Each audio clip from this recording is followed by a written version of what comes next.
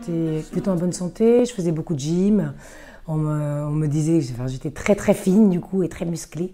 Et ma passion c'était la gym, je mangeais gym, tout allait bien. Et du jour au lendemain, j'ai commencé à avoir d'énergie. J'ai commencé à maigrir énormément, perdre mes muscles, à boire énormément et aller beaucoup aux toilettes. J'ai déclaré la maladie du coup 3 mois après tout cela. Et j'avais 14 ans du coup. Et on m'a dit clairement que j'allais avoir le diabète toute ma vie, que c'était chronique et je devais me piquer 5 fois par jour toute ma vie. C'était incurable. Et là, il y a le ciel qui m'est tombé sur la tête. Et après, ça a été très très dur. C'était comme un cauchemar un peu. Parce qu'à 14 ans, on n'est pas prêt, on n'est pas responsable déjà de soi. Pas encore. Et on m'avait demandé d'être responsable d'une maladie que je n'acceptais pas, donc c'était quand même très compliqué. Et ensuite, c'est suivi un long cheminement. Je suis partie de je ne l'accepte absolument pas. Donc j'ai toujours été une adolescente. J'étais une adolescente très rebelle, du coup. Je fais plein de bêtises. Et j'ai commencé à me calmer en vieillissant, en grandissant. Le jour où j'ai commencé à l'accepter, c'est le jour où j'ai commencé à en parler autour de moi. Ce qui m'a vraiment, je peux dire sauvée parce que j'étais vraiment pas bien, c'est le fait d'être devenue maman. Et la pompe, bien sûr, parce que je suis passée à des piqûres tous les jours, à une pompe qui était sur moi certes, mais qui avait ses avantages de ne pas faire le geste de se piquer plusieurs fois par jour.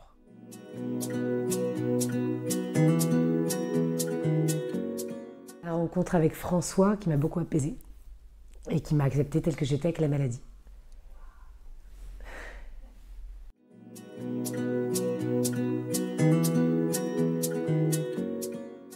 Pour moi, ce qui a quand même beaucoup changé ma vie, c'est la rencontre avec mon diabétologue, le professeur Fontaine. J'avais 15 ou 16 ans, donc j'avais déjà bien trinqué et morflé avec la maladie et je l'ai rencontré vers 16 ans. Et il m'a accueilli et là, ça a changé mon regard sur le diabète et mon regard sur moi-même. De se sentir déjà comprise dans ce que j'étais, dans la maladie, d'entendre que il n'y avait pas que les glycémies dans un premier temps qui était le plus important, c'était un bien-être à retrouver, une confiance à retrouver en soi-même. Et en gros, c'est comme si il me disait « Aurélie, ça va mettre du temps, mais ça va aller. Je suis là, vous avez des personnes autour de vous, comme s'il me disait « Je serai toujours là ». Et c'est vrai qu'il est toujours là, en fait. Donc c'est encore...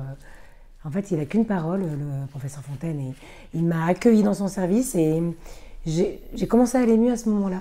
Parce qu'il avait une autre démarche vraiment basée sur la bienveillance. Il n'était pas dans le coup de fouet ou dans l'injonction. Il accueillait mes propos et donc du coup je lui exprimais des choses que je n'exprimais pas à d'autres et parce que je savais que derrière il allait trouver des solutions, même tout doucement mais sûrement, un pas à la fois, à court terme, mais qu'un jour ça allait aller.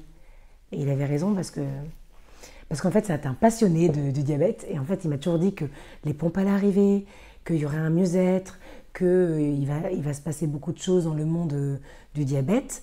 Donc du coup, en même temps, j'ai beaucoup attendu. Et c'est long. Et il avait raison, c'est arrivé, chaque chose en son temps, et c'est arrivé. Et moi, je me suis aussi auto-guérie aussi. Et j'ai fait beaucoup plus attention à moi-même.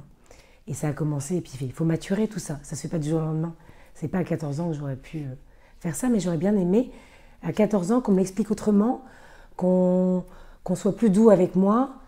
Et surtout, ouais, c'est l'annonce pour moi qui a été traumatisante et tout ce qui s'est passé derrière avec des diabétologues qui sont dans l'injonction et toujours dans le côté c'est pas bien ce que tu fais. C'est jamais bien, ça sera jamais assez bien. Et ça, c'est déprimant et on a l'impression d'être... En fait, on n'a pas besoin de se culpabiliser davantage. On est déjà assez, tous les jours, en train de se culpabiliser de pourquoi je me suis fait ça moi-même, pourquoi j'ai détruit mon pancréas. On n'a pas besoin d'avoir d'autres personnes qui nous enfoncent. Au contraire, l'aide, c'est déjà écouter et trouver des petites solutions et avancer progressivement. Et si un jour je peux aider des jeunes adolescentes, je le ferai. Je le ferai.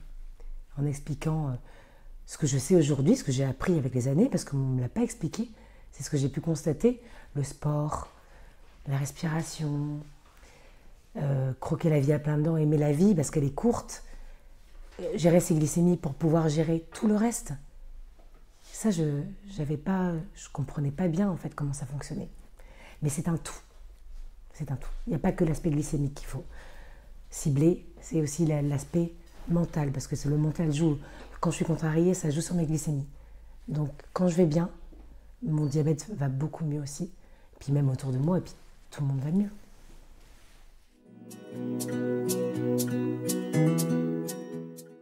Celle que j'ai actuellement, Nesrine, elle est toujours en train de me déculpabiliser, elle me fait du bien, même dans son discours, sa vision de la maladie, eh ben, elle répare des parties de moi aussi. Et elle est toujours disponible, donc je suis tombée aussi sur des très bonnes personnes qui m'ont accompagnée. Et Santélis, je trouve que pour le moment, j'ai toujours eu une très bonne prise en charge. Je peux les appeler en vacances si j'ai un problème, la nuit. Il y a toujours quelqu'un qui te garde.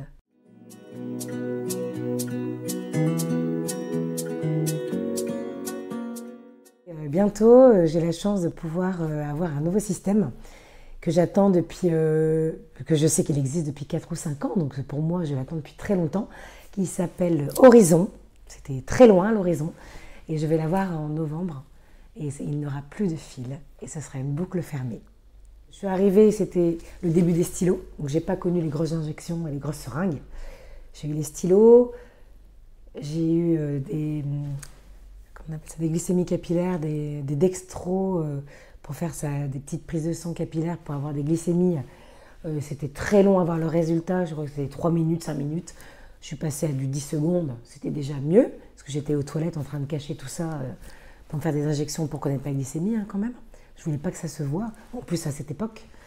Et finalement, j'ai accepté tardivement cette pompe à insuline, mais elle m'a fait beaucoup de bien. Si j'avais su avant, je l'aurais mise avant. Mais je l'ai acceptée à mon premier enfant. Et elle a quand même déjà changé ma vie. Le sans-fil a changé ma vie. La boucle fermée, mais avec un retour au fil, a encore changé ma vie. Et ce qui m'attend, ça va être le meilleur, je pense. Avant, peut-être une opération ou une guérison totale. Hein. Peut-être qu'un jour, ils le feront. Ou ce que j'aimerais connaître avant de mourir, ce serait une pompe qui serait toute petite, presque invisible, avec la nanotechnologie, que tout soit miniaturisé. Ça, ce serait chouette que je connaisse ça pour l'avenir, pour la suite. Mais déjà, ce que je vais avoir, ça va déjà changer énormément ma vie. J'ai hâte.